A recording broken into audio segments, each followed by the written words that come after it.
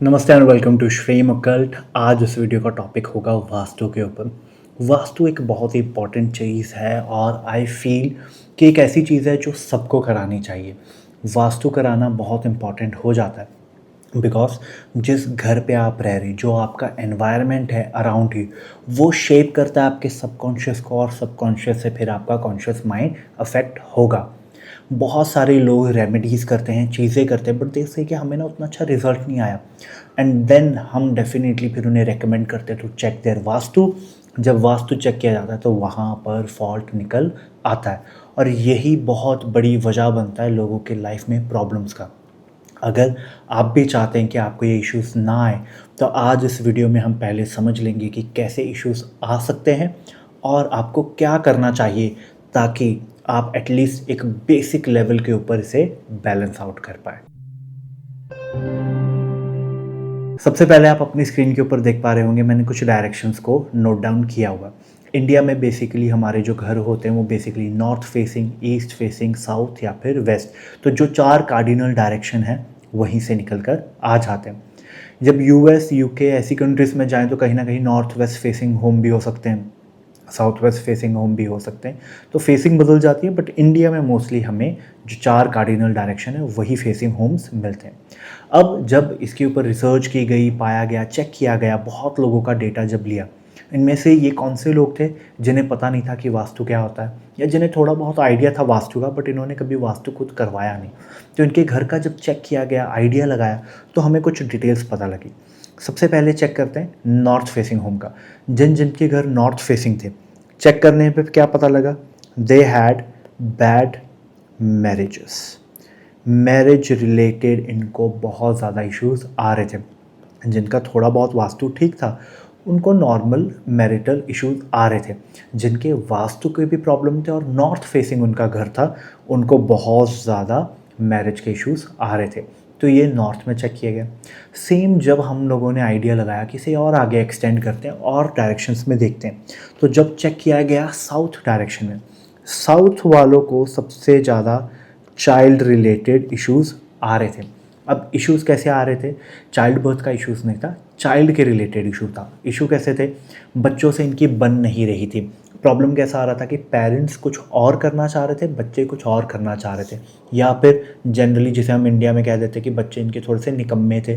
तो ये जो बच्चों के साथ इनको प्रॉब्लम आ रही थी वो ऑब्ज़र्व किया, चेक किया गया, तो उनके सारे हाउसेस साउथ फेसिंग आ रहे थे। नेक्स्ट, जब वेस्ट की तरफ जाके सिमिलर इसे चेक किया गया तो वेस्ट वालों का सबसे बड़ा जो इशू आ रहा था कि no personal life. Personal life के रिलेटेड बहुत ज़्यादा इशू थे इनके घर में। या तो इन्होंने घरों में ही दुकानें ओपन की हुई थी, या घर से ही ये बिज़नेस कुछ ऑपरेट कर रहे थे, या ऐसे लोग थे जिनके घर पे आवाजाही बहुत थी।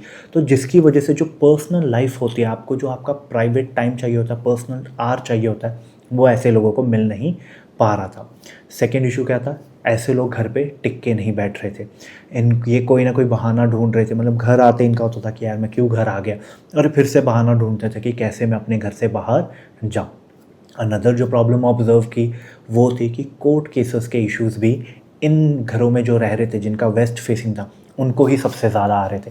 तो वेस्ट में कोर्ट केसेस के भी इशू थे, वेस्ट में पर्सनल लाइफ भी मिसिंग थी, और वेस्ट में जिनको ये कुछ भी नहीं था वो घर पे नहीं टिक के बैठ पा रहे थे, वो घर से बाहर ही कंटिन्यूसली उनको था कि घर क्यों आना पड़ रहा है, घर से बाहर ही चलते हैं। और इसका ही उल्टा जो ईस्ट डायरेक्शन में रह रहे थे, इनको था मेडिकल इश्यूज़। इनको सबसे ज़्यादा मेडिकल इश्यूज ऑब्जर्व किए गए, और इनको था कि ये घर से बाहर नहीं जाना चाहते। एक्चुअल में देखा जाए तो ये डायरेक्शन ही सोशल एसोसिएशन की होती है, बट पता नहीं क्यों था, जब ओवरऑल डेटा एनालाइज किया गया तो ये आया कि ये सबसे ज़्यादा ये बहाने ढूंढ रहे कि हमें घर से बाहर ना जाना पड़े, और इनको कोई ना कोई मेडिकल इशू इनकी फैमिली में चल रहा था। तो वही इनका बहाना बन गया कि मेरी दादी की तबीयत अच्छी नहीं, मैं घर से बाहर नहीं जा सकता, या मेरे दादा की तबीयत ठीक नहीं है, पेरेंट की तबीयत ठीक नहीं है, या I have this particular issue जिसकी वजह से ये घर से बाहर नहीं जा रहे थे। तो अब इसका ये बताने का मेरा मतलब क्या था? जब आप एनालाइज करें ना ये सारी चीज़ें, तो आपको ये समझ आ जाता है कि वास्तु करवाना कितना इंपॉर्टेंट हो जाएगा। आप अपने सराउंडिंग्स में इसको चेक करें, जो जिनके घर नॉर्थ फेसिंग है, जिनके साउथ है, वेस्ट है, ईस्ट है, उनको क्या इश्यूज़ आ रहे हैं। और आप पाएंगे जब आप 2-3 घर देखेंगे, बट जब आप इसका एनालाइजेशन करेंगे एटलीस्ट 15 हाउसेस तो आपकी भी एक सोसाइटी होगी, ये एरिया होगा, 15-20 हाउसेस नॉर्थ फेसिंग हो गए, हर डायरेक्शन के आपको मिल जाएंगे। आप उनका एक एवरेज लगाएंगे, आपकी फाइंडिंग भी यही बोलेगी। तो यहाँ से समझ आता है कि वास्तु की कितनी ज़्यादा इम्पॉर्टेंस है। जिनको नहीं पता डायरेक्शन कैसे देखते, मैं क्विकली बता देता हूँ। सपोज़ करिए आपका ये घर है, आपने घर का एग्जैक्ट सेंटर निकालना है, ठीक है, और जिस तरफ आपका मेन दरवाज़ा होगा, अपने फ़ोन पे कंपास ऐप ओपन करिए, उसकी डिग्री नोट कर लीजिए, वही शो कर देगा कि नॉर्थ है, साउथ है, वेस्ट है, या फिर ईस्ट फेसिंग आपका होम है। सूरज ईस्ट की तरफ से चढ़ता है, वैसे भी आप आइडिया लगा सकते हैं। तो यहाँ से आपको आपके घर का आइडिया लग जाएगा। अब सबसे इसका बड़ा सॉल्यूशन क्या है, what is the best solution जो रेकमेंड किया है? देखिए, बेस्ट सॉल्यूशन तो है वास्तु करवाना।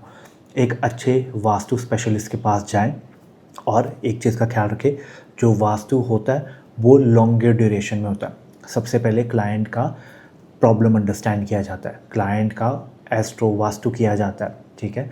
उसके बाद में क्लाइंट के अकॉर्डिंग एडजस्टमेंट की जाती है। कुछ डायरेक्शन होती है जिनका वास्तु कुछ नहीं कर पाता, जैसे कि नॉर्थ ईस्ट, ब्रह्मस्थान जो कि सेंटर होगा, और साउथ वेस्ट। तो ऐसी एक डायगोनल लाइन जाएगी, ठीक है। सो नॉर्थ ईस्ट, मिडल में ब्रह्मस्थान और साउथ वेस्ट, ये जो ऐसे घर की लाइन जाती है ना, इसके ऊपर कुछ किया नहीं जा सकता, इनकी रेमेडीज़ नहीं होती।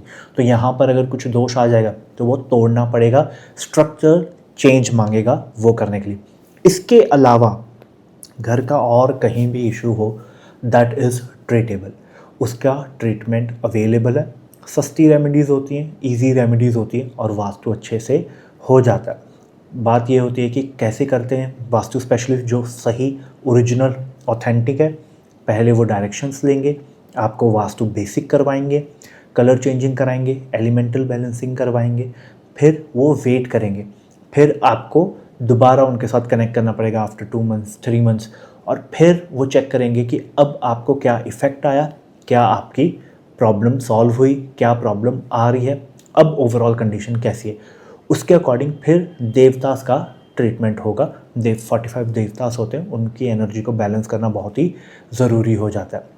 अब अगर आपको बेसिक से ही अच्छे रिजल्ट मिल गए तो वेल एंड गुड, नहीं मिलते तो फिर वो देवतास को ट्रीट किया जाता है। और इन सब चीज़ों को करने के बाद आपको वास्तु से अमेजिंग रिजल्ट मिलते हैं। It is brilliant, mind blowing result.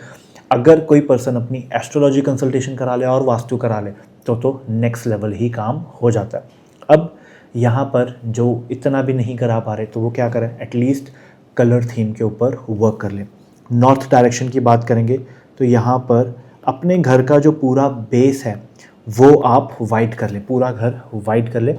इस डायरेक्शन में इन कलर की एक्सेंट्स लगाना स्टार्ट कर दें। ब्लैक है, ब्लू कलर की थीम आप नॉर्थ में कर लीजिए। तो सपोज़ करिए कि आपका वहाँ पर सोफ़ा आ रहा था, तो पूरा वाइट क्रीम कलर का सोफ़ा रख लिया, उसके ऊपर ब्लू कलर के आपने तकिए रख लिए। सो इन पूरा ये कलर मत करा लीजिएगा, इनके एक्सेंट्स को आप वहाँ पर यूज़ करिए। आगे चल के बात करते हैं साउथ। तो साउथ में आप रेडिश थीम यूज़ कर सकते हैं, रेड फैमिली यूज़ कर सकते हैं। साउथ वेस्ट आएगा तो आप ब्राउन फैमिली भी यूज़ कर पाएंगे।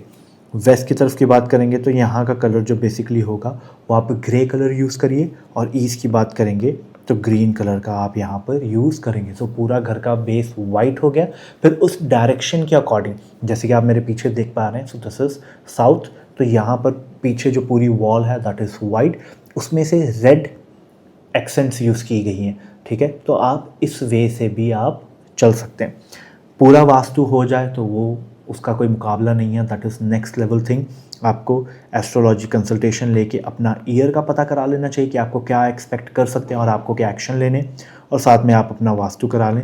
तो आपको क्या होगा कि आपकी रेमेडीज़ का रिजल्ट भी फुल मिलेगा, एंड आप दोनों तरफ से सेटिस्फाइड होंगे कि यहाँ पे भी मेरी कंसल्टेशन चल रही है, मैंने काम अच्छा कर रहा हूँ, जो करना चाहिए वो कर रहा हूँ, और घर पे तो ऑलरेडी मेरा सब बैलेंस्ड ही चल रहा है। तो आपको रिजल्ट भी अच्छा आएंगे और आप हैप्पी रहेंगे। और जो लोग पैसों की दिक्कत की वजह से नहीं करा रहे हैं, उन्हें लग रहा है कि पैसे, आप एक बार खर्च के तो देखिए। जब आप वास्तु कराएंगे तो ऑटोमेटिकली ही आपको अच्छा रिजल्ट मिलना स्टार्ट हो जाएगा। आई होप कि कुछ आइडिया मैं अच्छा आपको समझा पाया हूँ इस वीडियो के थ्रू, आपको कुछ नई नॉलेज मैं दे पाया हूँ जिसकी वजह से आप अंडरस्टैंड कर पाएँ कि वास्तु कितना ज़रूरी है। ये वीडियो उनके साथ शेयर करिए जिनको वास्तु रिलेटेड प्रॉब्लम आ रही है, जो वास्तु करवाने की सोच रहे हैं, उन्हें आप डेफिनेटली शेयर करिए। वो वेबसाइट के ऊपर जाके वास्तु कंसल्टेशन बुक भी कर सकते हैं। और इन केस आपको कुछ नहीं समझ आ रहा है, इनमें कुछ भी डाउट है, आप कमेंट सेक्शन में मेंशन करिए। आप लाइक करिए, शेयर करिए, सब्सक्राइब करिए। मैं ऐसे नए टॉपिक आपके लिए लेके आता रहूँगा, रेमेडीज़ के ऊपर लेके आता रहूँगा, एस्ट्रोलॉजिकल कॉम्बिनेशंस के ऊपर वीडियोस लेके आता रहूँगा, जिससे हम एक ईजी, गुड, डिसिप्लिन लाइफ जी सकें। I will come up with a new video. Till then, नमस्ते।